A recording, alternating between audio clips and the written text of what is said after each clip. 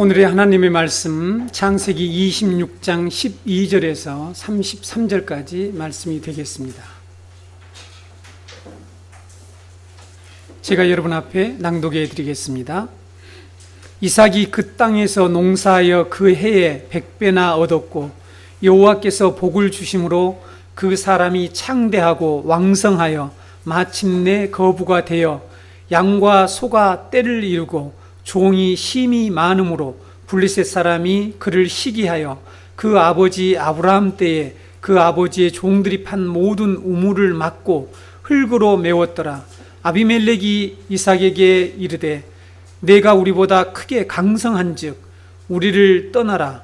이삭이 그곳을 떠나 그랄 골짜기에 장막을 치고 거기 거류하며 그 아버지 아브라함 때에 팠던 우물들을 다시 팠으니 이는 아브라함이 죽은 후에 블레셋 사람이 그 우물들을 메웠습니다. 이삭이 그 우물들의 이름을 그의 아버지가 부르던 이름으로 불렀더라.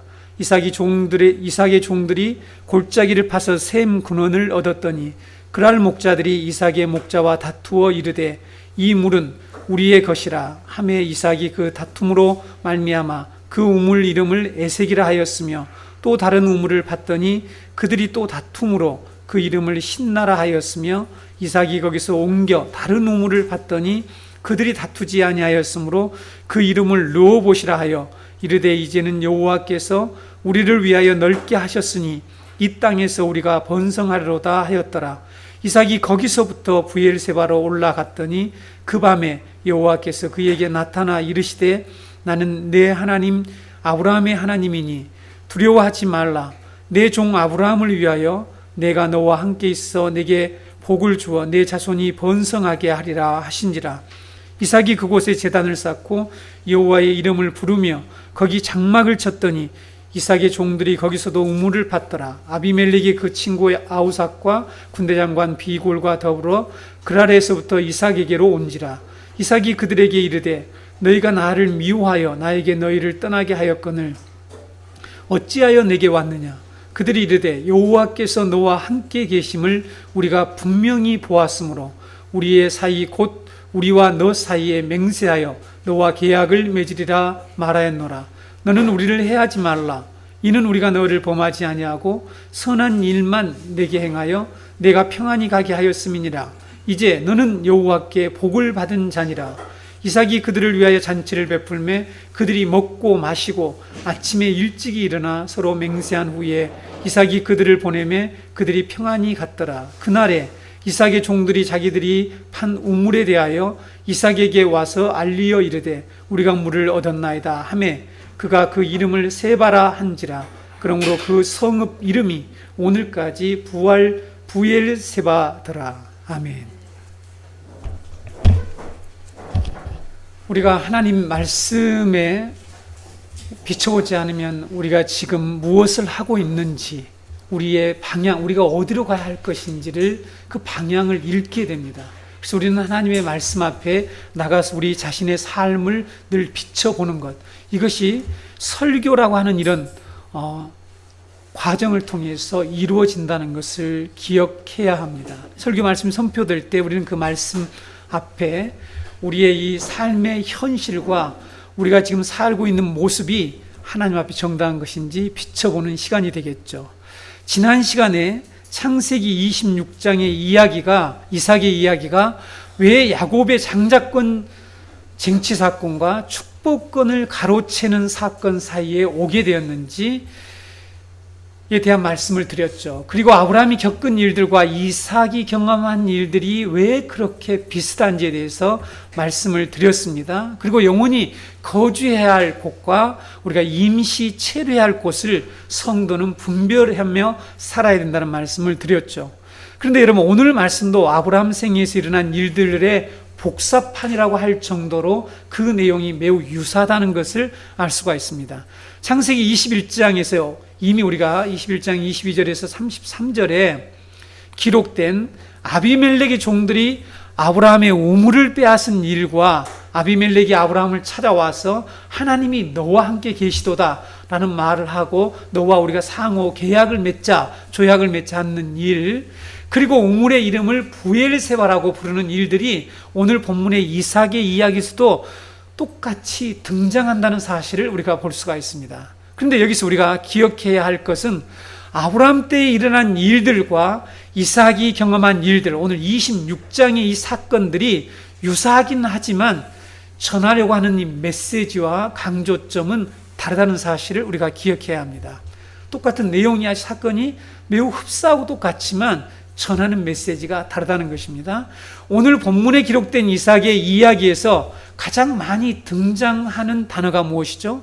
여러분, 오늘 우리가 이삭의 이야기에서 가장 많이, 사실 26장에서 가장 많이 등장하는 한 단어가 있는데 우물이라고 하는 말입니다. 우물. 26장에는 중심 사상이 되는 이 모티브가 우물입니다. 우물. 여러분, 이삭이 흉년이 들어서 살아계시며 살피시는 우물이라고 하는 부엘 라헬로이에서, 이것도 우물 이야기죠. 우물에서 지금 다른 곳으로 옮긴 것입니다. 부엘 라헬로이에서 그랄로 내려갔죠. 그렇죠? 우물이 있는 곳에서 그랄로 내려갔습니다. 지난 시간에 배운 거죠.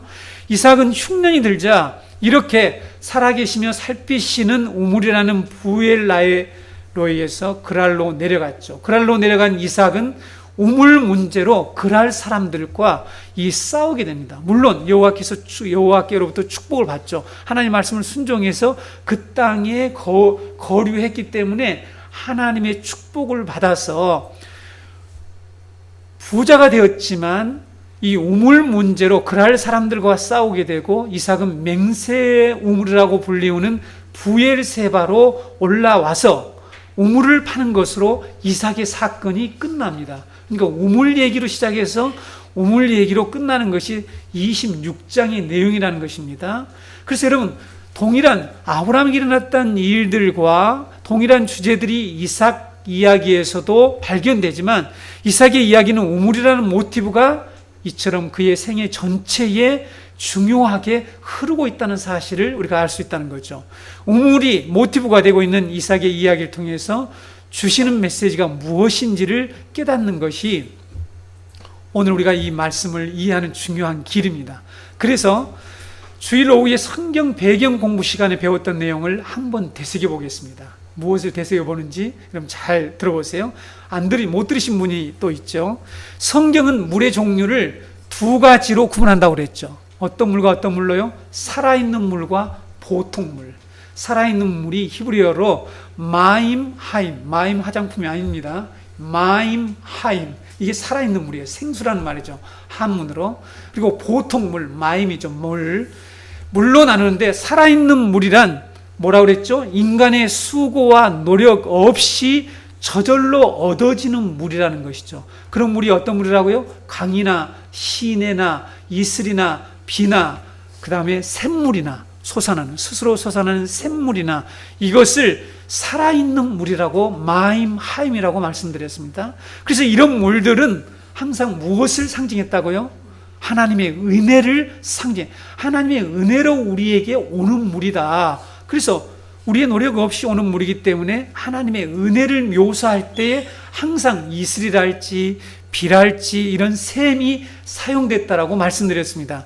그리고 보통 물이란 어떤 물이라고 말씀드렸나요? 사람의 이 수고와 고통을 통해서 얻어지는 물이라고 말씀을 드렸습니다. 그 물은 어떤 물이라고요? 우물이나 웅덩이가 있다라고 그랬죠. 네, 우물이나 웅덩이가 바로 이 보통 물이라고 말씀을 드렸습니다.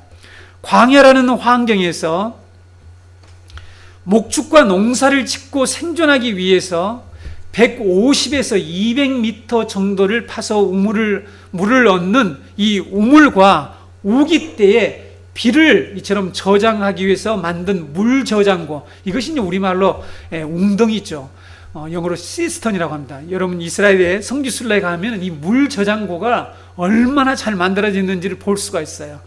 물 저장고가 이렇게 조그만 게 아니라 엄청난 수조죠, 수조. 그래서 마사다라고 하는 이스라엘 백성들이 로마가 쳐들어왔을 때 마지막으로 모두 피해서 마지막 끝까지 항전했던 그곳에, 마사다라는 곳에 가면 아주 양쪽으로 완전 절벽입니다. 그곳에 올라가면 이런 물 저장고, 우리 성경에는 웅덩이라고 했는데 이게 사실은 수원지 물 저장고입니다. 이런 시스턴이라고 하죠. 이런 것들을 만들어야 했습니다. 이 광야라고 하는 이런 환경 속에서 여러분, 오늘날처럼 이처럼 포크레인이 있거나 이런 기계가 사용되는 시대가 아니고 순전히 인간의 손으로 우물을 파야 했기 때문에 한 개의 우물을 파는데 때로는 몇 년씩 걸려서 이 우물을 만들기도 하는, 그래서 이렇게 온갖 수고와 노력으로 만든 우물은 인생의 모든 고난과 수고를 상징했다라고 말씀을 드렸습니다. 그런데 여러분, 이런 우물을 이렇게 목숨을 걸고 수년 동안 정말 노력해서 파는 이런 우물을 빼앗아 간다는 것은 곧 자신들의 생명을 빼앗아 가는 것과 같았습니다. 이런 우물에 대한 이해를 가지고, 제가 간단하게 말씀드렸죠. 지난번에 성경 배경 공부 시간에 자세히 말씀드렸는데, 이런 우물에 대한 우리가 이해를 가지고 오늘 말씀을 보자는 것입니다. 왜냐하면은 오늘 사건 26장 전체가 우물이 중요한 모티브가 돼서 지금 사건이 전개되고 있다는 사실입니다. 본문 12절에서 22절을 보면 여호와께서 이삭에게 약속하신 대로 복을 주셔서 그 아래에서 농사를 지었는데 100배나 많은 결실을 얻었습니다. 성경에서 100배라고 하는 것은 그냥 우리가 이 수량을 말하는 게 아니라 그냥 셀 수 없다, 어마어마하다, 이런 표현이라는 것입니다. 이렇게 결실을 했고 양과 소떼 종들이 힘이 많아져서 큰 부자가 되었습니다. 누가요? 이삭이. 어디서? 그랄에서 말입니다. 그런데 하나님께로부터 받은 복이 어떤 결과를 초래합니까? 이삭에게 고난을 가져온다는 사실이에요. 여러분, 이 말씀을 잘 보세요. 이삭에게 고난을 가져옵니다. 블레셋 사람들이 이삭이 번창하고 부자가 되는 것을 보고 시기하죠. 시기를 하게 됩니다. 그리고 그랄 왕 아비멜렉이 이삭에게 너 이삭하라 이렇게 얘기했나요? 추방 명령을 내립니다. 쫓아내죠. 그래서 그랄 골짜기로 옮겨가죠. 그랄 골짜기로 옮겨갔는데 농사와 양과 소를 목축을 하기 위해서는 없어서는 안 될 우물을 파야 됐죠. 있어야 됩니다. 우물이 있어야 됩니다. 그것들을 먹이려면 생존하기 위해서. 그래서 과거에 자기 아버지가 이 그랄에 있을 때 파놓은, 이 아브라함이 파놓은 그랄에 있었던 이 우물을 찾아갔더니 그랄 사람들이 시기해서 블레셋 사람들이 어떻게 했다고요? 다 메워버렸대요. 다 막아버렸습니다. 그래서 다시 그것을 팠죠. 그리고 그 옆에 또 우물을 팠습니다. 근데 그랄 목자들이 그 우물의 소유권을 주장을 했다라고 말하고 있죠. 그래서 우물로 인해서 싸움이 일어납니다. 자, 지금 고난이 하나하나 생기는 거죠. 사람들이 시기하고 그 다음에 싸움이 일어나고 이제 그날 왕은 추방 명령을 내렸습니다. 하나님으로부터 받은 복이 도리어 이삭에게 어떤 꼴이 됩니까? 고통을 가져오게 됐다는 것입니다. 그래서 이 이삭은 그랄에서 쫓겨나게 되는 이러한 결과를 가져왔습니다. 그런데 여러분, 이와 똑같은 일들이 어디에서 벌어진 줄 아십니까? 이와 똑같은 일이 어디에서 벌어졌습니까? 애굽에서 일어났습니다. 애굽에 살고 있던 이스라엘 백성들에게 이와 똑같은 일들이 일어났다는 것을, 그래서 여러분, 성경을 한 본문만 가지고 우리가 이렇게 저렇게 교훈하고 설명하게 되면요, 잘못 해석할 수가 있어요. 그렇죠? 여러분, 그래서 아무리 유창하고 멋있고 감동을 주는 메시지라도 그 본문만 가지고 얘기해서 잘못 해석할 수 있다는 사실을 꼭 기억하면서 이 말씀이 성경 전체의 그림과 지난번에 말씀드렸죠. 어떻게 잘 유기적으로 잘 맞는지를 살펴보면서 성경을 읽고 해석하는 것이 매우 중요합니다. 여러분, 출애굽기 1장을 보게 되면 애굽으로 내려간 요셉, 하나님께서 야곱에게 애굽으로 내라고 그랬죠. 아브라함에게 여기 누굽니까? 이 이삭에게는 애굽으로 내려가지 말라고 했는데 야곱에게는 애굽으로 내려가라고 하죠. 그래서 요셉의 7가족, 요셉은 이미 가 있었고 7가족이 애굽으로 내려가지 않습니까? 그렇죠? 70명이 애굽으로 내려가서 어떻게 됩니까? 생육하고 번성하고 애굽에서 아주 번창하게 됐습니다. 출애굽기 1장 7절에 보게 되면 이스라엘 자손은 생육하고 불어나 번성하고 매우 강하여, 오늘 내용이 나옵니다. 강성하여졌다고 그랬습니다. 이삭이 강성하여졌다. 매우 강하고 온 땅에 가득하게 되었더라. 자, 지금 상황이 똑같죠? 그러자 어떤 일들이 일어났습니까? 애굽에 새로 일어난 새로 세움을 받은 바로 왕이 이스라엘 백성들을 학대하고 괴롭힙니다. 출애굽기 1장 11절로 14절을 보겠습니다. 감독들을 그들을 위해 세우고 그들에게 무거운 짐을 지워 괴롭게 하여 그들에게 바로를 위하여 국고성 비동과 라암셋을 건축하게 하니라. 그러나 학대를 받을수록 더욱 번성하여 퍼져나가니 애굽 사람이 이스라엘 자손으로 말미암아 근심하여 이스라엘 자손에게 이 일을 엄하게 시켜 어려운 노동으로 그들의 생활을 괴롭게 하니 곧 흙 이기기와 벽돌 굽기와 농사의 여러 가지 일이라. 그 시키는 일이 모두 엄하였더라. 자, 보세요. 이스라엘 백성이, 하나님의 백성이 애굽에 내려가서 하나님이 내려갔는데 거기에서 계속 번성하게 되자 그 나라의 왕 바로가 그들에게 무거운 짐을 줍혀서 학대하고 괴롭혔다는 것입니다. 그렇죠? 이뿐만 아니라 어떤 일을 했습니까? 이스라엘 여성들이 아들을 낳게 되면 산파들을 시켜서 그 아들을 모두 다 없애버리라, 죽이라고 했습니다. 그래서 더 이상 번성하지 못하도록 했죠. 근데 이 산파들이 하나님의 은혜를 입었죠. 하나님의 명령을 이 바로의 명령을 따르지 않았습니다. 하나님의 은혜를 입었다라고 그랬습니다. 그래서 백성들이 점점 더 번성했습니다. 출애굽기 1장 20절, 하나님이 그 산파들에게 은혜를 베푸시니 그 백성은 번성하고 매우 강해지니라. 여기서 매우 강해졌다는 내용을 보세요. 여기서 오늘 이삭이 이 나라에서, 그랄에서 강성해졌습니다. 그러자 우리를 떠나라 그러잖아요. 그러나 여러분, 이스라엘 백성들이 고된 노동으로 이렇게 번성하고 고된 노동과 이런 학대로 인해서 탄식합니다. 부르짖었죠. 하나님께서 그 소리를 들으시고 아브라함과 이삭과 야곱에게 세운 언약을 기억하시고 어떻게 하십니까? 구원자 모세를 보내시죠. 그래서 모세를 통해서 출애굽을 시킵니다. 이 출애굽하는 과정이 이삭에게 일어난 일과 동일하다는 사실이에요. 자, 성경을 자세히 보시기 바랍니다. 본문 16절에 그랄 왕 아비멜렉이 이삭에게 뭐라고 얘기합니까? 내가 우리보다 크게 강성한즉 우리를 떠나라. 왜 그럴 사람들이 이렇게 괴롭혔습니까? 왜 시기했습니까? 왜 그리고 우물을 다 막고 이렇게 그들을 학대하고 괴롭히고 핍박했습니까? 그들이 번창하고 이처럼 창대해지니까 이것을 시기해서 그랬다고 말씀하고 있죠. 여기서 여러분, 강성하기 때문에 그랄로 떠나라고 말합니다. 이삭을 쫓아내는 이유가 뭐라고요? 강하기 때문에. 너희들이 우리보다 강해졌다. 여기서 강하다라는 이 히브리어가 아쌈이라고 하는 단어인데 이 단어가요, 출애굽한 과정과 여기에서만 사용됐다는 사실입니다. 놀랍죠? 이 원어를 이제 목사만 알고 있는데 이 원어에 이 단어가 아쌈이라는 단어가 여기하고 출애굽에서만 사용됐다는 사실입니다. 놀랍죠? 그러니까 이 사건이 동일한 사건에 다른 설명들이라는 것을 우리가 알 수가 있습니다. 그랄의 이삭의 상황과 애굽의 이스라엘 백성들의 상태가 일치되고 있다는 것을 이 단어가 얘기를 해주고, 이렇게 이삭을 떠나라고 하는 것과 바로가 이제 애굽에 살고 있는 이스라엘 백성들을 떠나라고 하는 것과 일치한다는 사실은 출애굽기 10장 28절에 보게 되면 바로가 모세에게 이르되 너는 나를 떠나가고 스스로 삼가 다시 내 얼굴을 보지 말라. 내가 내 얼굴을 보는 날에 죽으리라 하고서 바로가 모세를 떠나라고 얘기합니다. 나를 떠나가라 얘기하죠. 이제 모세에게만 이렇게 얘기한 게 아니라 이것이 9번째 흑암의 재앙이 내렸을 때 한 말입니다. 그전에는 떠나가라 이런 말을 하질 않아요. 그런데 마지막에 10번째 재앙이 임하자, 10번째 재앙은 무엇입니까? 장자가 죽는 재앙이죠. 이 재앙이 임하자 모세와 아론을 밤에 부릅니다.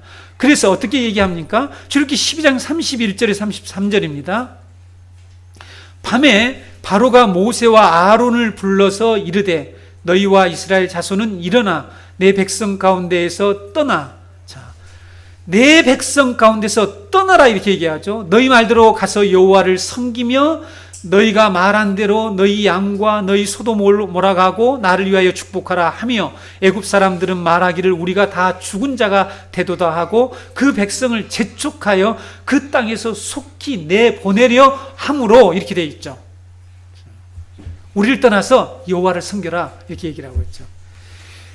이스라엘의 번성이 고난을 가져오고 그 고난으로 인해서 애굽을 떠나 약속의 땅을 향해서 돌아가게 되는 이 출애굽의 이 상황과 이 사건과 이삭이 여호와께 큰 복을 받아서 번성하고 강성하게 됨으로 인해서 고난을 받게 되고 그랄 왕 아비멜렉에게 추방을 당하는 일이 정확하게 일치하고 있습니다. 그러니까 여러분 이 두 사건이 무슨 사건입니까? 구원을 말하는 사건이라는 거죠. 그렇죠? 구원을 우리에게 가르쳐 주기 위한 말씀이라는 것을 우리가 알 수가 있습니다. 하나님께서 이삭에게 주신 복이 무엇입니까? 여러분 하나님께서 이삭에게 주신 이 수많은 물질의 이 복이라고 여러분 생각하십니까? 아닙니다. 이것은 구원의 복이죠. 사람들은 이삭이 받은 물질적인 복에 관심이 많습니다. 많은 수확과 번성한 이 목축법에 관심이 많죠. 그래서 창대해지고 거부가 되는 것을 인생의 목표로 삼고 살아가는 사람들이 참 많이 있습니다. 그런데 하나님은 그것들로 인해서 고난을 주고 고난을 통해서 이삭으로 하여금 그랄의 우물을 포기하게 만들어서 어디로 가게 만듭니까? 약속의 땅으로 돌아가게 만든다는 사실이에요. 올라가도록 만들었다는 사실입니다. 하나님께서 이삭에게 복을 주신 이유가 그랄에서 잘 먹고 잘 살도록 하기 위한 것이 아니죠. 그렇죠? 맞지 않습니까? 하나님이 약속하신 땅으로 돌아가도록 하기 위한 주신 복입니다. 다시 말씀드리면 하나님의 나라의 복이에요. 하나님의 나라를 사모하고 이것이 바로 구원의 복이라는 것이죠. 마찬가지로 하나님이 이스라엘 백성들에게 은혜를 베푸셔서 애굽에서 번성하게 하신 이유가 애굽 땅에서 종살이를 잘 하도록 하신 것이 아니죠.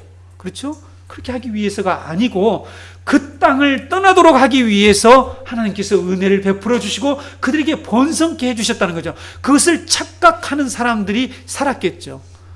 물론 바벨론의 포로로 잡혀간 사람들 중에도 마찬가지예요. 거기에서 자기들이 이처럼 부자가 되고 잘 살게 되자 그들은 거기에서 바로 정착해버립니다.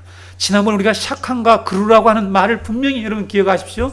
임시 체르지와 영원히 거주할 곳을 구분하면서 하는 것이 성도들이다. 그것을 구분하지 못하고 임시 체르지에서 계속해서 잘 살기를 꿈꾸는 것은 성도가 아니다. 하나님 백성이 가져야 할 태도가 아니라는 것을 우리는 분명히 깨달아야 합니다.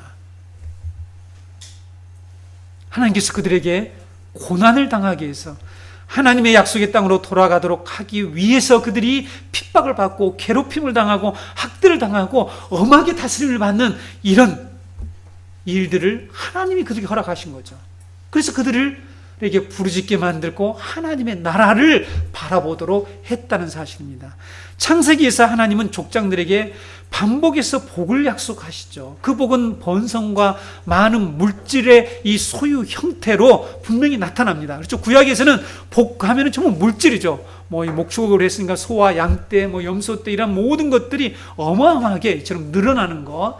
이것이 바로 복을 받은 것이라고 구약은 표현하고 있습니다. 그런데 그런 물질적인 복은 모두 다 하나님의 나라를 상징하는 표징들이죠. 그렇죠? 어떤 사람들이라고 하면은 믿는 사람들입니다. 믿는 사람들이 하나님의 약속의 후손들이 이렇게 물질의 복을 많이 받지 않았느냐.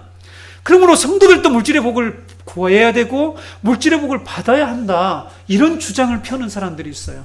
고난도 함께 받을래요? 이렇게 얘기를 그 다음에 해야 됩니다. 고난도 함께 받을 거냐? 하나님이 우리에게 주신 진정한 복은 반드시 고난과 함께 온다는 사실을 여러분 기억하셔야 됩니다. 네, 사도행전에도 너희가 많은 환난을 겪어야 하나님 나라에 들어갈 수 있다고 말씀하고 있습니다. 고난이 없으면 우리 타락한 인간은 하나님의 나라를 바라보지 않게 되죠.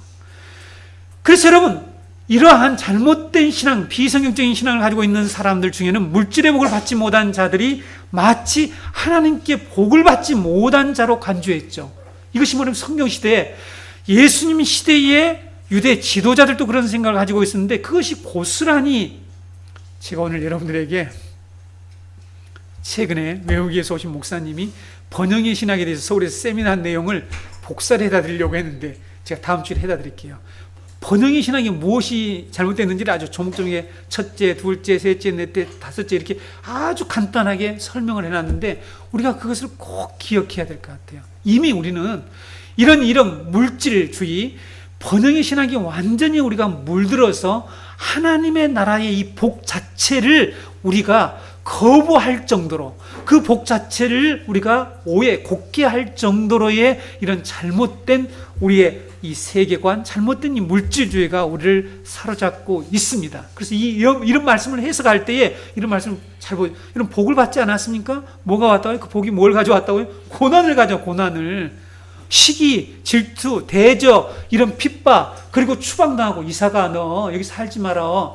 이런 어떤 고난으로 다가왔는데 왜 그 뒷부분을 생략을 하느냐는 것입니다. 복음으로 우리가 나가기 위해서는 바로 이 고난이라고 하는 내용이 반드시 포함이 돼야 된다는 것이죠. 그렇죠? 구약에서 그래서 물질의 복은 곧 하나님의 나라를 상속받는 자에 대한 이 확증을 가리키는 그런 증거였습니다. 증거. 그렇죠? 약속의 자녀임을 증거하는 표징이라는 것이죠. 표징. 그 물질 자체에 있는 것이 아니라 하나님이 주신 복은 반드시 하나님의 나라를 이루고 구원으로 종결됩니다. 하나님이 주신 복은 뭐라고요? 여호와 하나님 우리에게 주신 복은 반드시 하나님의 나라를 이루고 구원으로 결말을 낸다는 사실입니다. 그러나 하나님 나라나 구원으로 연결되지 않는 물질적인 복은 오히려 저주가 된다는 사실이에요. 이것을 우리 성도는 분명히 알아야 합니다. 이삭과 이스라엘의 번성은 약속의 땅으로 돌아가는 결과를 가져왔지만 그렇지 않는 사람들도 있었습니다. 그렇지 않을 때도 있었다는 사실이에요. 이스라엘 역사 가운데 번성할수록 이스라엘이 오히려 범죄하고 하나님을 버리고 떠나는 일을 했죠.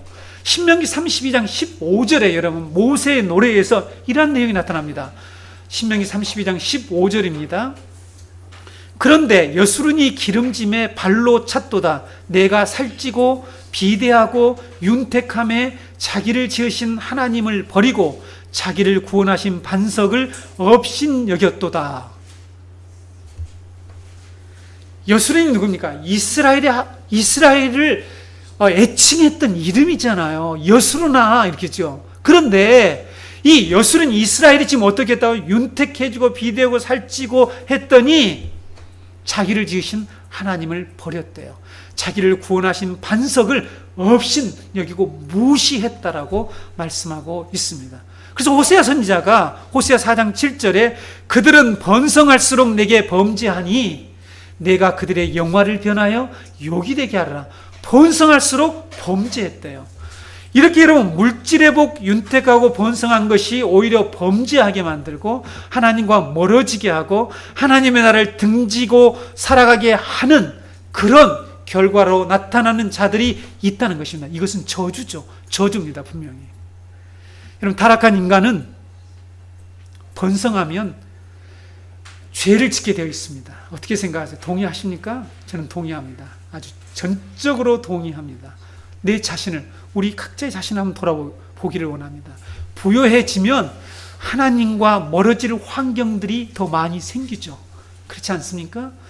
여러분 죄를 짓고 싶어도 돈이 없어서 죄를 못 짓는 사람도 있어요. 이해가 안 되십니까? 최근에 우리 종교계에 일어나는, 우리 기독교에 일어나는 여러 가지 문제를 보면서 차라리 돈이 없었다라면 총이라고 나온 분이 여자가 딸린 술집에 가지 않았었는데 명백하게 정이 다 나왔는데 그 권력으로 싹 다 묻었습니다. 그것이 우리 교단에서 일어났던 일들이죠. 그때 제가 깨달은 교훈이 뭐냐면 돈이 없었으면 죄를 안 지었을 텐데 저런 데 갈 돈이 있었구나. 우리는 가고 싶어도 갈 돈도 없는데, 제가 몇몇 목사님에게 우리는 그 술집에 가고 싶어도 돈이 없으면 못 갑니다. 그렇게 얘기했죠. 잘 생각해 보세요. 여러분 왜 유럽의 기독교 국가들이 그렇게 정말 신앙적으로 왕성했던 그런 유럽의 국가들의 신앙이 몰락을 했을까 하는 것이죠. 간단해요. 이유는 아주 한 가지입니다. 그들이 부요해지자 결국은 그렇게 됐다는 것입니다. 이유는 간단해요. 부요해지자마자 그들이 어떻게 산 줄 아십니까? 그들의 인생의 목표가 뭐라고 한 줄 아세요? 뭐라고 제가 말씀드렸습니까? 제가 경험했지 않습니까? 그들의 인생의 목표는 여행 다니는 거예요. 여행. 세계 일주야. 그러니까 그들은 돈 벌어가지고 어떻게 하면 여행을 갈까? 이 생각밖에 안 해요. 인생 목표는 여행이야. 그래서 그들은 여름철이면 교회가 텅텅 빈다는 거예요. 여름철은 텅텅 비어요. 그들이 여행 가서 하나님께 이런 말씀을 계속해서 시리즈로 이 창세기 강론을 들을 수 있겠어요? 무슨 재주로 들어? 그래서 뭐 처음에는 갔겠지. 가까운 교회에. 저도 경험을 했습니다. 제가 스코틀랜드에 살았는데 제가 이 잉글랜드 중부 지역에 있는 사이먼과 가펑클이 태어나는 고향이 있어요. 사이먼과 가펑클 아세요? 가수 유명한. 그 가수가 태어난 곳에 갔습니다. 누가 티켓을 줘가지고 여행을 다녀라 해서 갔다 온 거죠. 갔는데 거기 가서 감리교회를 갔습니다. 감리교회에서 예배를 드렸죠. 근데 한 번 예배 듣는 거 뭐 전혀 연결도 안 되고 내 공동체도 아닌 그 예배 드리니까 그 예배가 그냥 주의를 지킨다고 하는 그런 의미 외에 무엇이 있겠어요. 그러다가 유럽의 모든 나라들이 하나님의 말씀을 듣는 것을 소홀히 했죠. 자녀들에게 신앙 교육을 시키는 것을 포기하게 됐죠. 그래서 여러분 그들이 결국 붕괴된 것입니다. 여러분 우리 부모님들 잘 들으셔야 합니다. 여러분 주일날이 빠지는 걸 자녀들이 그대로 보고 있다가 아, 신앙생활은 저렇게 해도 되는구나 이렇게 해서 망하는 거예요. 여러분들이 율법적이라고 생각하지 말고 아 나는 이걸 이겨낼 수 있다. 물론 여러분들 중에 주일날 꼭 예배를 드리지 않아도 여러분의 신앙을 잘 유지할 수 있는 분이 있어요. 우리는 나를 지키는 건 아니니까. 그러나 여러분들의 그 행위를 매우 주의해야 합니다. 내가 이렇게 하는 것을 가만히 자녀들이 보고 있다. 아, 주일날 빠져도 대충 빠져도 되는구나. 일 있으면 빠져도 되는구나. 이러면서 신앙은 붕괴되는 것이죠. 여러분 이걸 잘 아셔야 합니다. 그래서 이런 물질적인 풍요가 하나님의 구원으로 이어지지 않을 때 그것은 하나님의 주신 복이 아니죠. 아닙니다. 잘 생각. 그러니까 내가 하나님의 축복을 받았다. 하나님의 복을 받아서 이렇게 내가 부유하고 이렇게 잘 산다? 이런 얘기를요, 검증을 해보시라니까요. 그것을 하나님의 나라와 구원과 연결해서 살고 있는지, 그것을 가지고 자기가 누리면서 신앙은 소홀히 하고 있는지를 자세히 보이면 금방 그것이 하나님으로부터 온 복인지 저주가 될 것인지를 우리는 구분할 수 있겠죠. 야곱이 형 에서의 장자권을 가로채는 사건이 있기 전에 이삭의 이야기를 여기서 말씀하신 이유가 무엇일까요? 지난번 사건에서 말씀드렸지만 야곱에게 자 다시 말씀드릴게요.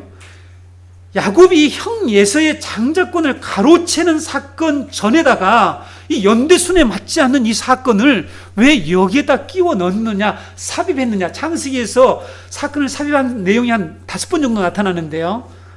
여기 한 2번째, 3번째인가 됩니다. 그런데 그 이유가 무엇이냐는 것입니다. 야곱에게 진정한 축복이 무엇인지를 가르쳐주기 위해서, 진정한 축복권이 무엇인지를 가르쳐주기 위해서라는 거죠. 그 긴급성 때문에 이 말씀이 이 자리로 들어왔다라는 사실입니다. 여러분 언더스탠드가 되시옵나이까? 이해가 되십니까? 네, 지난 주일 말씀과 잘 연결해서 하나님 나라로 이어지는 축복권은 진정한 복이지만 하나님의 나라를 소망하지 않는 축복, 복은 도리어 저주가 된다는 것을 야곱에게 가르쳐 주려고 하신 거예요. 그렇죠? 야곱이 지금 이 사건을, 야곱이 지금 형 에서의 그 장자권을 때를 노리고 있잖아요. 언제 저걸 내가 탈취하지? 그렇죠? 네. 언제 내가 이제는 장자권을 받았으니까 언제 내가 저 축복까지 내가 언제 저것을 쟁취할 것인가, 가로챌 것인가 하는 그 생각을 하고 있는 야곱에게 가장 1차적인 첫 번째의 하나님이 말씀하시는 대상이 야곱이죠. 그 다음에 2번째 대상이 누구라고요? 광야교회에게. 그리고 그 다음에 누구요? 우리에게 이 말씀을 지금 하시려는 거죠. 이삭이 하나님께 받은 복으로 인해 그랄 사람들의 시기와 아비멜렉에게 이사를 가라는 그런 고통을 당하지 않았더라면, 그런 핍박을 받지 않았더라면 하나님이 잠시 거주하라는 그랄에서 계속해서 살려고 했겠죠. 그랬겠죠? 자, 여러분, 우리가 정직하게, 그래서 아까 제가 서두에서 말한 우리가 하나님 말씀 앞에 우리 자신을 가서 이처럼 점검해보지 않으면, 비춰보지 않으면 우리 자신이 지금 어떻게 살아가고 있는지조차도 모르고 우리의 방향을 잃게 됩니다. 무엇 때문에 우리가 열심히 살아야 되는지 그 삶의 이유와 목적도 다 망각해버리고 맙니다. 특별히 성도들이 그래서는 안 되겠죠. 우리에게 여러분, 우리가 그래서 정직하게 한번 말씀에 직면해 보자는 것입니다. 우리에게 고난이 없으면 우리가 하나님을 잘 찾을까요? 하나님께 기도할 수 있을까요? 하나님을 찾지도 않습니다. 기도도 잘 하지 않아요. 그렇죠? 하나님의 나라가 속히 임하기를 사모하지도 않습니다. 그렇지 않습니까? 왜? 너무나 우리가 즐기고 놀 곳이 많단 말이에요. 그렇죠? 너무나 좋단 말이에요. 여기가 고난이 없으면, 만약 고난만 없다면 너무 좋잖아요. 아이패드, 놀 거, 게임기, 어마어마하잖아. 우리 이 시대에 우리가 시간을 보낼 수 있는 그런 환경이 너무 많잖아요. 우리가 교회 오지 않아도 얼마든지 우리들이 행복하고 만족하며 살 수 있는 환경인데, 거기다가 고난을 딱 집어넣으면 사람들이 힘들어하죠. 그렇죠? 그러다가 한계에 부딪히면 하나님을 부르게 되죠. 하나님을 찾게 됩니다. 이것은 여러분 우리가 부인할 수 없는 진리라고 저는 굳게 믿고 있습니다.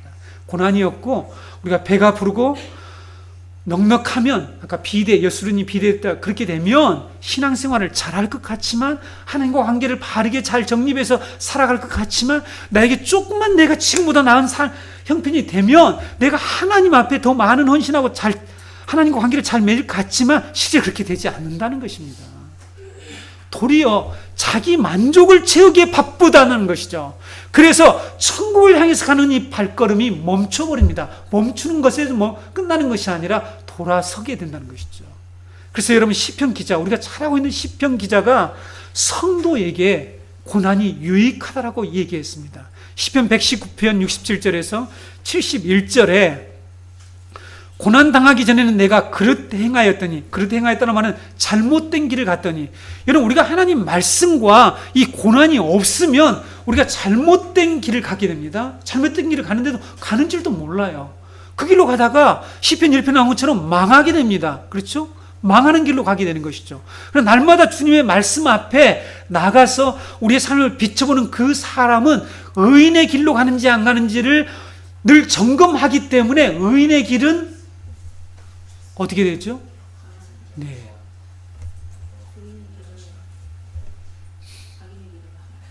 악인의 길은 망하나 의인의 길은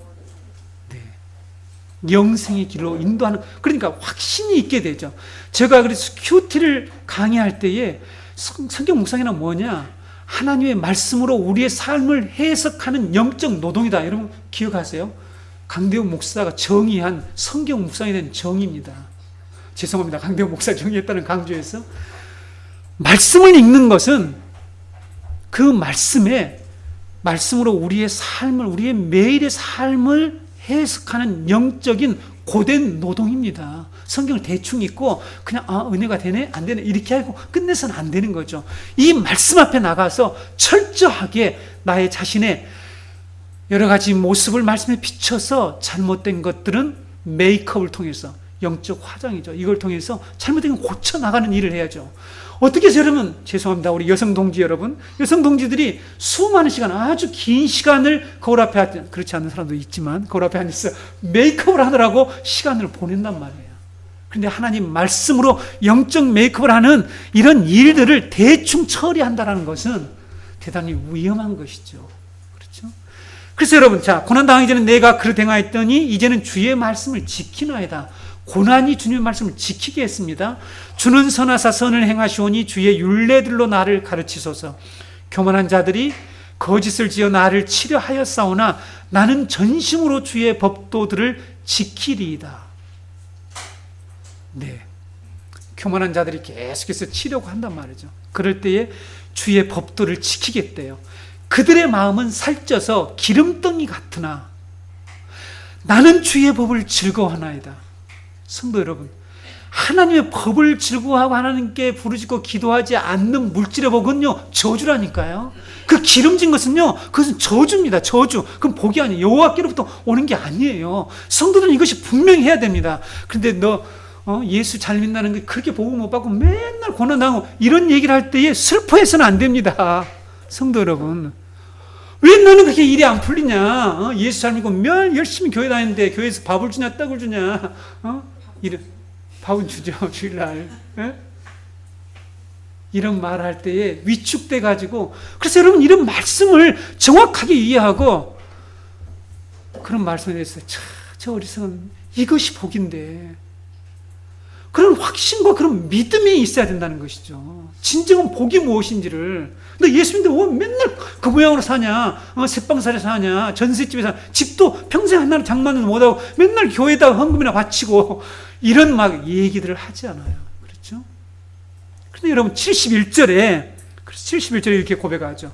고난당한 것이 내게 유익이라. 이로 말미암아 내가 주의 율례들을 배우게 되었나이다. 여러분, 고난은 하나님의 법을, 하나님 나라의 삶의 원리를 배우는 중요한 과정이라는 사실입니다. 하나님 나라의 삶의 원리, 하나님 나라의 법들을 배우는 매우 중요한 주제라는 사실을 기억해야 합니다. 인간은 고난이 없으면 교만해지고 잘못된 길을 걸어가게 되죠. 세상에서 성도가 집이 없어서 전세나 새빵살을 살면서 주인으로부터 집 없는 서러움을 당해보는 사람들이 있죠. 그렇죠? 네. 저도 있습니다. 저도 용머리 고개 살 때 너무 서러워서 나도 언제 집을 사가지고 이렇게 이사를 20몇 번이니까 어마어마한데 이렇게 다녔는데 주인이 별걸 다 우리한테다가 넘기고 할 때에 너무 힘들었습니다. 그래서 일상 모든 사람들이 어떻게 해서는 자기의 집을 마련하려고 하죠. 사람들이 우리가 잘 살지 못한다고 무시할 때가 있죠. 그렇죠? 우리의 열매라고 하는 자녀들로 인해서 우리가 고통을 당할 때도 있습니다. 성도는 이럴 때에 말이죠. 왜 나는 이렇게 복이 없는가 라는 생각을 한다면 성경이 말하고 있는, 이처럼 아브라함과 이삭과 야곱과 이런 하나님께서 성경에서 말하고 있는 이 복의 실체가 무엇인지를 모르는 것입니다.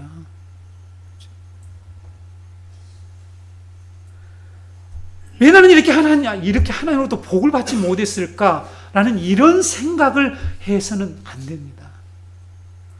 고난을 우리의 구원과 연결시킬 수 있어야 되겠죠. 그렇죠? 고난을 우리의 구원과 연결시킬 수 있어야 됩니다.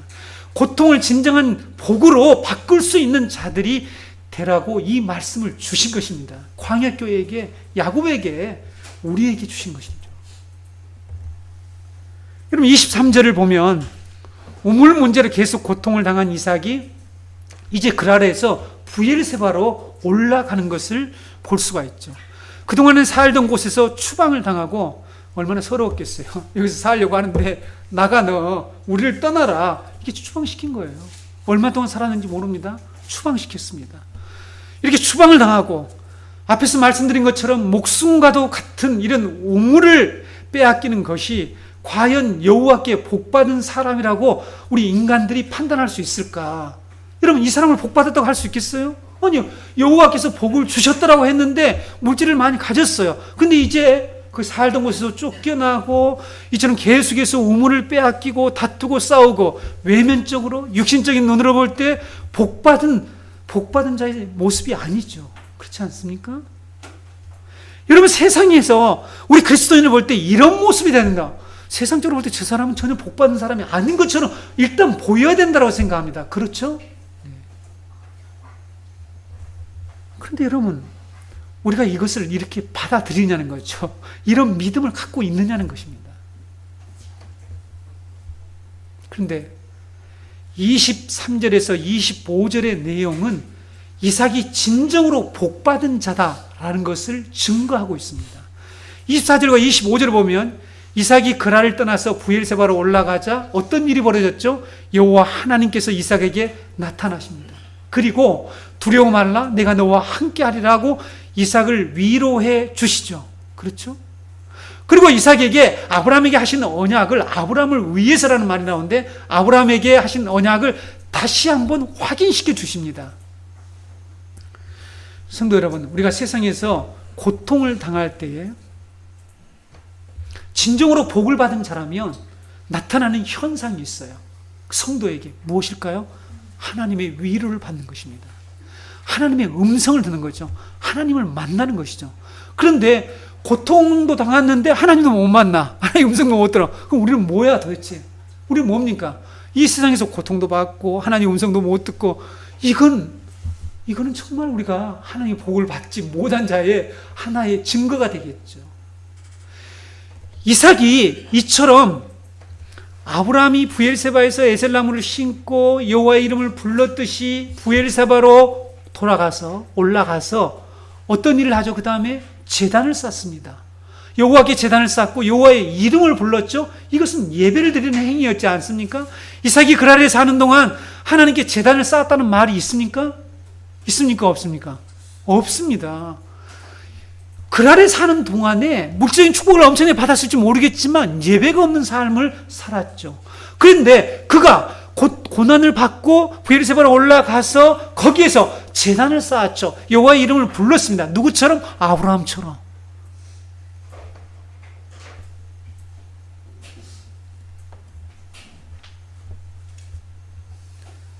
이 시대의 사람들이 복을 추구하고 사는 것을 우리가 너무나 잘 압니다. 근데 그 복이 예배를 방해하고 하나님께 예배하는 삶을 방해한다라면 그것은 복이 아니에요.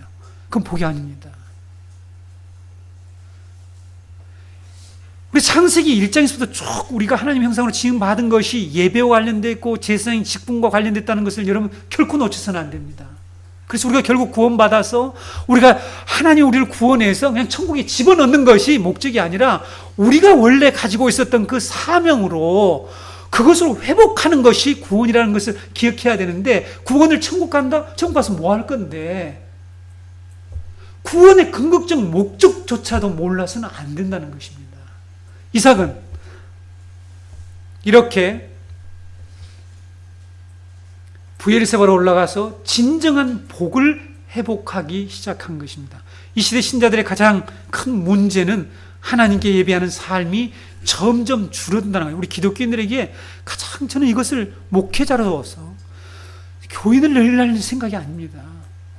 여러분, 지금 교회가 심각한 위기에 있는 결정적인 이유가 뭐냐면은 하나님께 예배하는 삶이 점점 줄어든다는 거죠. 예전에 우리의 삶이 지금처럼 풍요하지 못하고 우리에게 이러한 놀 것들이 별로 없었을 때 우리는 주로 교회당에 모였습니다. 혹시 주일학교를 저 어렸을 때부터 다닌 분들 아십니까? 네, 장수에서 교회를 주일학교부터 다니신 분들 잘 기억해 보시기 바랍니다. 그냥 교회당에 갔어요. 교회당에 가서 사치기 사포보도 하면서 그냥 교회당에서 노는 거야. 그리고 이불로 하나 펴놓고 그때 발 집어넣어놓고 거기서 놀고 찬양하면서 노는 것이 교회고, 교회에 가서 예배하는 것은 빠지지 않았죠. 젊었을 때나 주일학교 때나 우리는 부지런히 예배에 참석할 수 있습니다. 왜 그랬죠? 환경이 그랬어요. 환경이. 그래서 그런 환경은 자연스럽게 우리의 신앙을 하나님과 잘 관계를 맺도록 해줬죠. 우리가 하나님과 가까이 늘 교회가 살았으니까. 그것이 오늘날 저를 여기까지 세워놓는 그런 발판이 되었다고 저는 믿습니다. 그러나 오늘날 여러분, 물질적인 풍요와 놀이거리가 많은 지금 이 시대에는 사람들이 예배 생활을 제대로 하기에 어렵게 만드는 그런 환경 속에 살고 있다는 것입니다. 예배와 점점 멀어지는 생활을 하게 되는데 이것은 필시 영적인 빈곤을 초래하게 된다는 사실입니다. 성도 여러분, 우리 교회 청년 여러분, 예배를 소홀히 해서는 안 됩니다. 그렇죠? 제가 점진적으로 우리 정 공동체를 어떻게 세울 것인지를 여러분에게 말씀드리겠지만, 우리 교회는 모두가 강주에 가 있지 않는 이상, 저 타지에 가 있지 않는 이상 공동체 예배에 함께 참여해서 함께 한 말씀으로 세워나가지 않으면 하나님 나라의 공동체가 위태롭습니다. 그렇죠? 많은 소와 양, 그리고 힘이 많은 종들이 함께 먹고 살아야 할 우물을 포기하고 그랄을 떠나야 하는 이삭은 두려웠겠죠. 그럼 지금 하나님께서 이삭에게 두려워하지 말라고 했습니다. 그렇죠? 브엘세바로 올라가는 이런 이삭에게 왜 두려워하지 말라고 했을까요? 지금 이삭이 뭔가 두려워하고 있다는 것이죠. 하나님께서는 지금 이삭의 이야기를 누구에게 하고 있는 것입니까? 누구에게 하고 있습니까? 출애굽한 광야 교회에게 이 말씀을 하고 있다는 것이죠. 여러분, 약 200만 명이라고 하는 이런 가량 되는 이스라엘 백성들이 애굽에서 나오게 됩니다. 애굽에서 나오게 되죠. 나가라 그래서 지금 추방돼서 나오는 거죠. 나오고 있는데 그들에게 가장 큰 문제가 뭐죠? 양식과 물의 문제였습니다. 그렇죠. 지난주에 말씀드렸지 않습니까? 인생의 모든 문제가 왜 이렇게 동일한 사건들이 계속해서 반복해서 우리에게 성경에서 기록하고 있느냐? 인생의 문제는 다 똑같다. 두 가지 문제다. 이 세상에서 사는 사람들은 이 두 가지 문제를 하나님 나라 백성은 어떻게 해결해야 할 것인 것을 말씀하고자 이렇게 우리에게 저자가 똑같은 내용, 비슷한 내용을 이렇게 반복해서 기록하고 있다라고 말씀을 드렸습니다. 그들은 물과 양식의 문제로 인해서 두려워하고 하나님을 원망하고 모세를 원망했습니다. 민수기 21장 5절에 보게 되면 백성이 하나님과 모세를 향하여 원망하되 어찌하여 우리를 애굽에서 인도해 내어 이 광야에서 죽게 하는가? 이곳에는 먹을 것도 없고 물도 없도다. 우리 마음이 이 하찮은 음식을 싫어하노라 하매 백성이 하나님과 모세를 향하여서 원망했대요. 왜 우리를 애굽에서 인도해서 이 광야에서 죽게 하냐? 양식도 없고 물도 없다. 이것이 그들에게 커다란 두려움이었죠. 초라한 이스라엘 백성들이 이렇게 두려워하며 원망할 때 하나님께서 어떤 일을 하셨습니까? 하늘에서 만나를 내려주시고 반석에서 물을 내서 그들에게 먹이셨죠. 이것이 무엇을 말합니까? 예수 그리스도. 장차 예수 그리스도를 통하여서 그들에게 이루실 구원을 그들에게 보여준 거죠. 그렇죠? 그들에게 보여준 중대한 사건으로 신약에 와서 말씀하고 있지 않습니까? 그들에게 구원이 무엇인 것을 알려주려고 광야로 이끌어냈다는 것이에요. 그들에게 고난을 주는 거예요. 그래서 그들을 마음을 낮추고 하나님 말씀을 듣나 안 듣나, 하나님이 예비하신 구원을 그들이 받아들일 것인가 안 들일 것인가를 그들을 시험하려고 했는데 그들은 하나님을 원망하고 하나님에 대해서 불평을 했다는 것입니다. 하나님은 신구약 교회에게 영원히 살아있는 물이 되신 예수 그리스도께로 인도하고자 그들을 광야로 이끌어서 그들에게 이처럼 이 고생스러운 물이 없는 이 곳에 살도록 하셨고, 거기서 하나님께서 이처럼 반석에서 물을 내심으로 예수 그리스도를 통해서 이루실 구원을 그들에게 보여주신 것입니다. 이삭은 우물을 이제 포기하고 이 고난을 받자 우물을 포기하고 맹세의 우물이 있는 곳으로 올라갔습니다. 부엘세바로 올라가면서 이삭은 하나님을 원망하지 않았습니다. 부엘세바는 여러분들이 잘 아시는 바와 같이 약속의 땅 이스라엘 영토의 남쪽 경계예요. 항상 이스라엘 경계를 얘기할 때 어디서 어디까지라고 그럽니까? 단에서 부엘세바까지라고 하죠. 단은 북쪽의 경계예요. 부엘세바는 남쪽의 경계입니다. 이것이 하나님이 약속하신 땅이에요. 사사기 20장 1절이나 사무엘상 3장 20절에 나와 있죠. 이렇게 즉 이삭은 고난을 통해서 하나님이 택한 백성들이 있어야 할 곳 약속의 땅으로 간 것입니다. 그것도 남쪽 경계에 있는 부엘세바로 갔다고 말씀하고 있습니다. 그곳에서 하나님의 음성을 들었고 하나님을 만났습니다. 그리고 제단을 쌓고 하나님께 예배를 했죠. 그리고 그곳에 거주하기 위해서 장막을 쳤습니다. 진정한 복을 받았다는 사실이죠. 이것이 진정한 복입니다. 영원히 거주할 곳에서 거주하는 거, 임시체로 지어서 잘 먹고 잘 살아봤자 그것은 복이 아니라는 거예요. 거기에서 나오는 것이 복이라고 성경이 얘기한단 말이에요. 이 세상 사람들은 죽도록 우물과 웅덩이를 열심히 팝니다. 그것을 서로 차지하기 위해서 싸우고 다투죠. 그래서 이 세상의 생존 경쟁의 핵심은 여기에서 먹고 마시는 문제에 이 생존 경쟁을 하고 있지 않습니까? 그래서 자기가 수고하고 죽도록 고생해서 판 우물과 웅덩이에다가 자기의 인생을 걸어놓는 거죠. 자신의 생명을 유지할 것이라고 믿고 거기에다가 계속해서 쌓아놓습니다. 그런데 여러분, 하나님은 우리 인간들이 그렇게 수고하고 고생해서 파놓은 웅덩이와 이 물 저장고와 우물이 터졌다라고 얘기합니다. 터졌다라고. 여러분, 에레미야 2장 13절에 내 백성이 두 가지 악을 행하였나니 곧 그들이 생수에 근원되는 나를 버린 것과 스스로 웅덩이를 판 것인데 이것은 그 물을 가두지 못할 터진 웅덩이니라. 이렇게 말씀하고 있죠. 살아있는 물의 근원이 되신 하나님을 버렸대요. 하나님께서는 지금 우리에게 우리가 타락함으로 말미암아 이 세상에서 먹고 마시는 이 문제 때문에 열심히 우물을 판단 말이에요. 우물. 근데 이 우물을 파는데 우리는 끊임없이 왜 그렇게 우리가 갈급합니까? 여러분, 우리가 이 세상 살면서 왜 이렇게 만족하지 못합니까? 예레미야 2장 13절에서 말씀하신 것 똑같죠. 우리의 우물이, 우리의 웅덩이가 터져 있기 때문이에요. 우리 계속 채우도 또 빠지고, 그래서 우리는 끊임없이 우리는 만족하지 못하고, 돈이 있으면 록펠러처럼 언제까지 돈 벌래? 조금만 더 하면서 계속해서 돈을 모으고 번다는 거죠. 먹고 사는 게 충분함에도 불구하고. 그렇죠? 그것 가지고 이제는 남에게 베풀고 하나님 나라를 이루며 하나님의 구원 사역과 연결해서 살아갈 수 있음에도 불구하고 그렇지 않아요. 누가요? 내 백성이. 하나님의 백성은 그렇지 않다는 거죠. 그리고 자기의 노력과 자기의 깨로 자기의 생명을 유지시켜 보려고 하는 행위, 이것이 스스로 나를 버리고 스스로 웅덩이를 파는 것입니다. 자기의 계획과 자기의 노력으로, 자기의 지혜로, 자기의 힘으로 자기의 생명을 유지하려고 하는 것, 이것을 하나님은 악이라고 말합니다.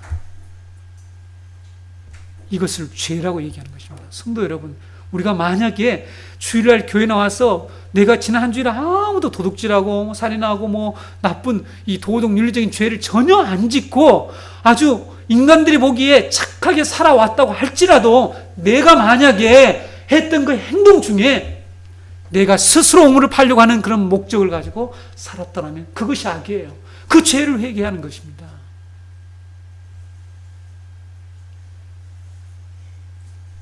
이삭은 그렇게 애써서 파는 그 우물들을 포기하고, 사람들이 생명처럼 여기는 우물을 포기하고, 7개의 우물, 이게 부엘이라는 단어가 우물이라는 히브리어죠. 세바는 7이라는 단어고 맹세라는 단어가 동시에 있는데 7개의 우물이라는 이 부엘 세바로 올라갔습니다.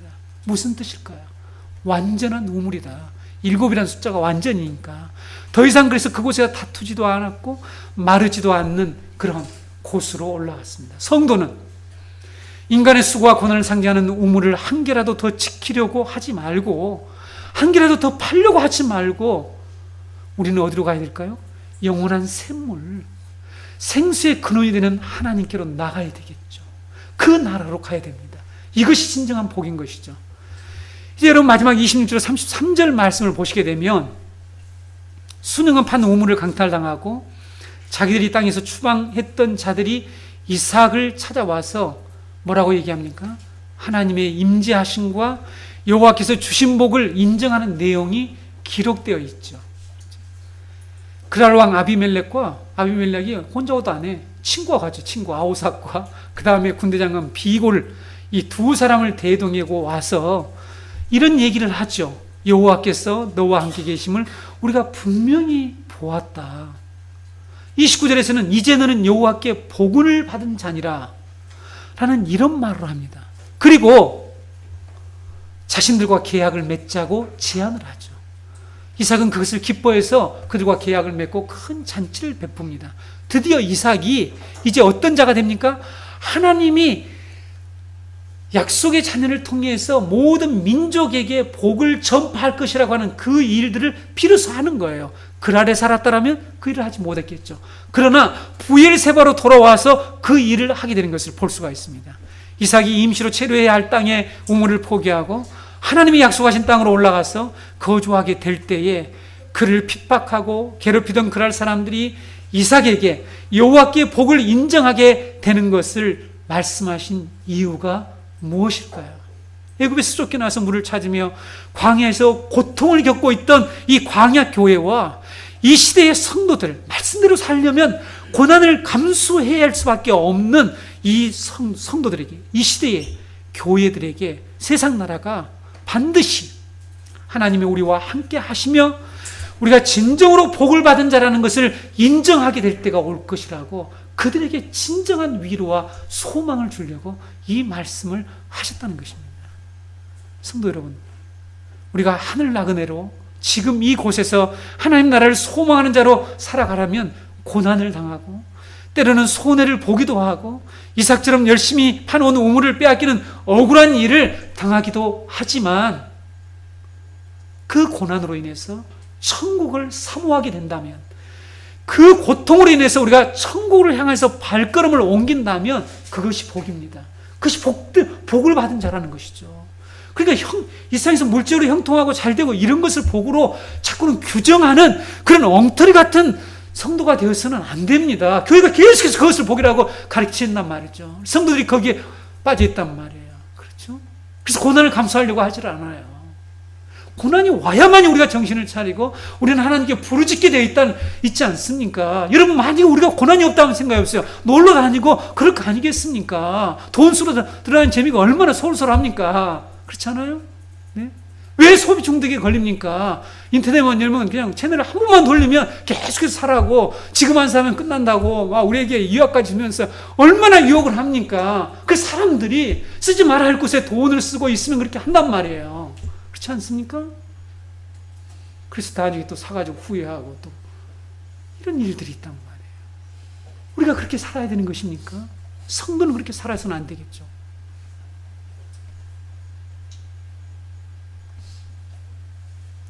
여러분, 만약 이삭이 그랄에서 형통한 삶을 살았다면 그는 부엘세바로 올라가지 않았겠죠.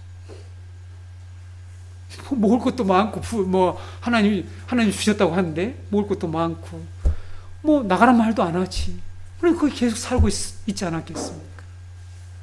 그곳에 고통이 있었기에 그는 그곳을 떠나 하나님의 약속의 땅으로 갈 수 있었습니다. 여러분, 우리 성도가 직장 생활이 힘들고 부부 생활이 힘들고 자녀들 관계가 힘들고 여러 가지 힘들 때 그런 고통이 우리들에게 왜 찾아왔는가? 네, 우리의 잘못 때문에 올 수도 있습니다. 그러나 성도들에게 그것이 복이 될 수가 있다는 것이죠. 그렇죠? 그것이 없었더라면 우리가 하나님께 더 가까이 갈 수 없었을 거죠. 제가 예전에 설교할 때 우리 집안 얘기를 딱 한 번 한 적이 있는데, 그게 뭐냐면, 우리 강씨 가문이 큰 집 작은 집은 너무나 잘 삽니다. 딱 우리 집만 못 살아. 그리고 우리 집은 다 교회를 다녀요. 물론 지금 한 분 형수님은 안 다니시지만. 그래서 우리 누님들이랑, 야, 우리는 왜 이렇게 못 사냐, 우리가 얘기를 한 적이 있죠. 우리가 너무 잘 살면 예수를 믿지 않을까 봐. 결론이 그렇게 났습니다. 그때 대단히 성경적으로 낸 것 같아요. 우리가 만약에 잘 살았더라면 예수님을 믿지 않았을지도 모른다는 것이죠. 그렇죠? 세상을 향해서, 세상에서 우리가 열심히 재밌게 살았을지 모를 것입니다. 성도 여러분, 이 세상에서 문제가 없으면, 물질적으로 풍요하게 살면 하나님을 잘 믿을 것이라고 하는 그런 착각은 더 이상 하지 말아야 합니다. 성경적이지 않습니다. 그것은 아브라함과 이삭이 겪은 동일한 이 패턴의 사건들의 말씀에 비춰보아서 그것은 틀렸다, 그것은 잘못됐다는 것이 분명히 드러나는 것입니다. 결국 그러지 않습니다. 우리에게는 고통이 있어야 합니다. 고난이 있어야 합니다. 힘들어야 되죠.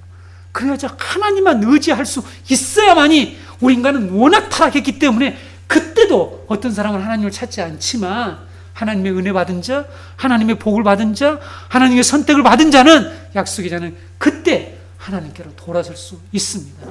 성도 여러분, 우리 그리스도인들은 이방인들과 불신자들로부터 너가 받은 복이 진짜야, 우리는 많은 것을 가지고 있지만 우리는 정말 복된 사람이 아니야, 너희가 진짜 복받은 사람이야, 하나님이 너와 함께하는 것 같대, 이런 말을 들어서 그것을 하나님께 예배하며 드리는 것이 우리 성도의 삶입니다. 이삭이 임시체로 지은 그랄에서 파놓은 우물들을 포기하고 부엘세바로 올라간 것처럼 성도는 잠시 동안 치료할 이 세상에서 아기다툼하며 성공해서 잘 살아보겠다는 생각을 포기해야 된다는 것이죠. 하나님이 약속하신 그 곳, 다시는 줄이지 않고 목마르지도 않고 다툼도 없고 눈물도 없고 우리가 영원히 샥한, 거주한 나라죠. 히브리어로 샥한이라고 그랬습니다. 영원히 거주할 하나님의 나라를 향해서 날마다 방향을 잃지 않고 올라가는 성도들이 되어야